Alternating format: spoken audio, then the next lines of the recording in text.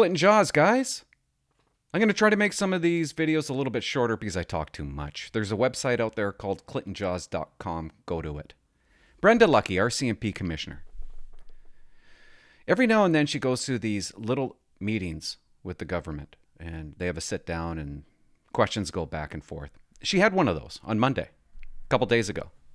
After the meeting, she's interviewed, I guess, by the media, and so is Marco Mendicino. And they're talking about neck restraints again, okay? Just stay with me. You got to hear this. You got to hear this. They're talking about carotid control. What's carotid control? It's a control technique that a lot of police forces use when they're trying to take control of somebody. It can save the police's life. It can save a victim. It can save the victim's life. It can save the bad guy's life. It's a really, and I hate using the word tool, but technique. It's an important technique that you want as a police officer. You can't take that away from a police officer. And I'm going to tell you why. How important it is. This is how I woke up this morning. CBC. It doesn't end. It doesn't end. Lucky says she's working to convince federal government to keep controversial neck hold. And I'm thinking, well, why is it controversial? Why is the neck hold controversial? Who's saying that? It's politicians who are saying it. So I'm thinking, like, well, Lucky just tells them, well, it's not controversial. There's nothing wrong with it. It's important that we have it. It's important that we keep it. It's important that we don't get rid of it. But according to the title, she's working to convince the federal government. The federal government, guys, it's scary because they are trying to run the police. They're trying to run the RCMP. And they are. She might not be able to convince them. Could you imagine taking away the carotid control? And are you confident that this gal here, this timid little gal, are you confident that she's going to be able to convince him? I'd convince him in a heartbeat. I would tell them to shut up. We're not discussing it anymore. We're keeping it. Done deal. And you know what really bugs me about this? And I said I wasn't going to talk a lot. Nobody is talking about this. What I'm about to say should be on the front page of every newspaper in Canada. Every news outlet, Global, CBC, why aren't they interviewing police officers? I just realized this must be such a boring topic for my viewers, but I can't help it. I got to talk about it. And I hate using the word stupidity, but you got to see the ignorance in these people. They're just people that are coming up with the most important decisions in the entire world. Goobers that are making these decisions, and they don't even know why. And I don't even know why Lucky's not even asking them. Watch this. Marco Mendicino has instructed them to basically prohibit the use of neck restraints in any circumstance. But Lucky disagrees. Well, right now she does. And you got to ask yourself, why is Marco doing this? If I'm in front of Marco, I'm going to say to him, why, Marco? What's your reasoning? George Floyd? Is that your reasoning? Because we kind of all know that's kind of what it is, isn't it? Even though we all know that George Floyd didn't die from the carotid control because police didn't use the carotid control on George Floyd. Do you think Marco knows that? He probably does, but he doesn't want you knowing about it. He just wants you to think that that's the technique that the RCMP used, the same technique that Chauvin used on George Floyd. It's not. It's not even close to being the same. 100% different. Did you even know that? Do you even care? Why would you care? Really? You're not a police officer. But police, they care. Listen to what this guy says. We can't afford another man dying at the hands of a police officer with no justification. We can't have any more violations of the public trust. Art, whatever his name is, how do you pronounce that? Police chief in Houston told the paper. They had to. This news outlet, CBC, had to go to a police chief in Houston. Why would you care what a police chief in Houston has to say about Canada? And what do you mean? We can't afford another man dying at the hands of a police officer with no justification? When did that happen? When did that happen in Canada? Can you give me an example, guys? No, you can't. And even if you could, sometimes people die when they interact with police. Hardly ever happens. And you can't even name one. With no justification. Unbelievable. When has that happened? Mendicino suggested to reporters he wasn't budging on his request to the commissioner. The federal government is also asking police to ban the use of two control tools, extended range impact weapons, which fire foam rounds and some gas. They want a milder gas than tear gas. Why? He doesn't know anything about tear gas. I've been tear gassed. Why would you want? It's not even that bad. Why would you want a milder form of tear gas? Why? Has anybody asked him? The guy's not a cop. He's not a police officer. He's never been to training. He knows nothing about policing.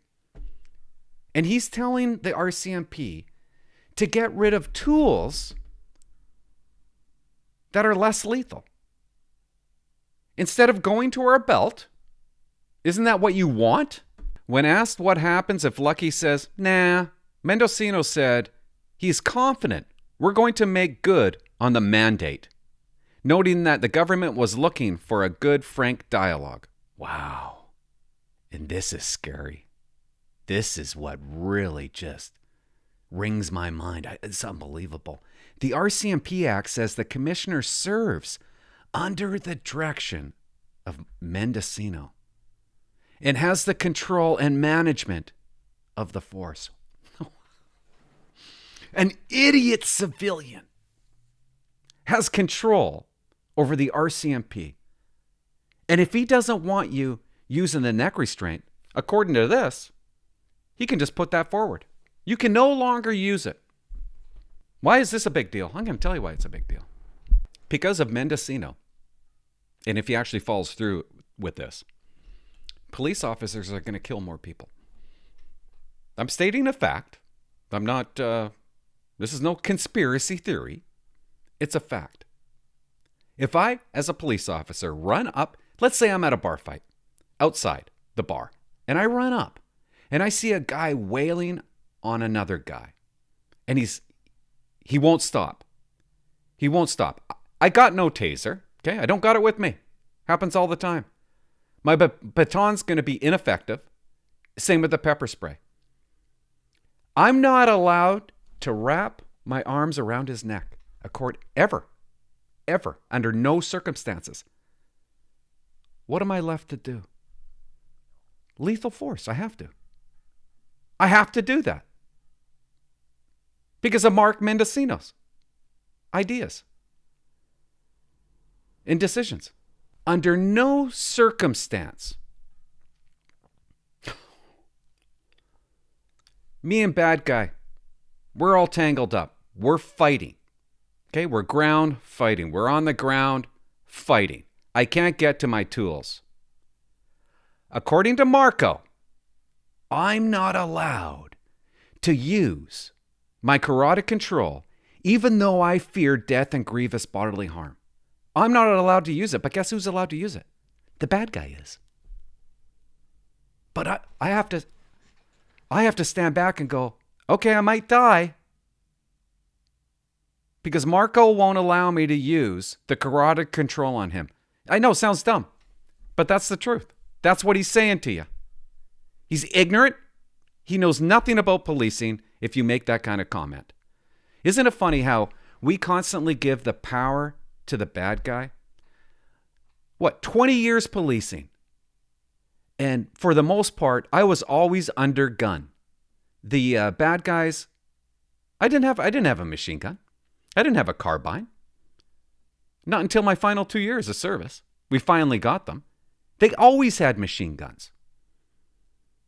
Shouldn't we 3 up on the bad guy? Shouldn't we have the most powerful guns to battle the bad guy? Shouldn't we be able to use the carotid control on the bad guy if they're going to use it on us? Shouldn't we use every single tool? And there should be 100 tools, 100 weapons out there at our disposal to take down bad guy. And he doesn't want that to happen. Now, why? Why? If I get in a fight with bad guy, why can I not put him out with my neck hold, with my carotid control, which is unbelievable technique? It might be the only thing that saves me. I can't do it. Why can't I do it? Why does he have such a problem with it? Can you answer that for me? Political? I don't know. Makes no sense to me. I've thought about this long and hard. Can't figure it out. Can you figure it out? What is so bad about the carotid control? Well, how about we just say this? What is so good about the carotid control? I'll tell you. Kills a lot of people, right? There was a study. They did a review on the carotid control. Three police departments, okay? 3 police forces. One was the RCMP. What'd they find? They found it to be effective 90% of the time. Well, how many deaths? There must have been a lot of deaths, right? Marco? No. No deaths. No significant injuries. What? How can that be? After 944 uses, no deaths, no injury. But they use it all the time, right, guys? The RCMP are always using it. No. Guess how many times they use it in 2021? 14 times. Completely safe, completely effective. And Marco Mendicino wants to make the RCMP weak. Why? Why? It's senseless. It makes no sense. You can't stand for it. I'm sorry to say it. It's the liberal government. They are insane. And you know what really makes me angry? Okay, I'm just going to talk for a second. Who cares, right? I'm the only one talking about it. They're going to take away one of the best uses for police. They're going to take away one of the most effective uses. God, man. Could you imagine? You're walking down an alley as a police officer and you have to fight a guy. You have to go hands-on. And you're not allowed to actually go hands-on because Marco says, no, get away from his neck. You're not allowed to go close to it, even if you fear in death, grievous bodily harm, because you're going to get sued or you're going to lose your job. How many cops are going to fall suit? How many cops are actually going to do that and die? How many bad guys are going to be killed? Because the only option left for me is my gun, my firearm. Brainless. Anyways, that's it. Oh, God. Just boring and dumb, I know.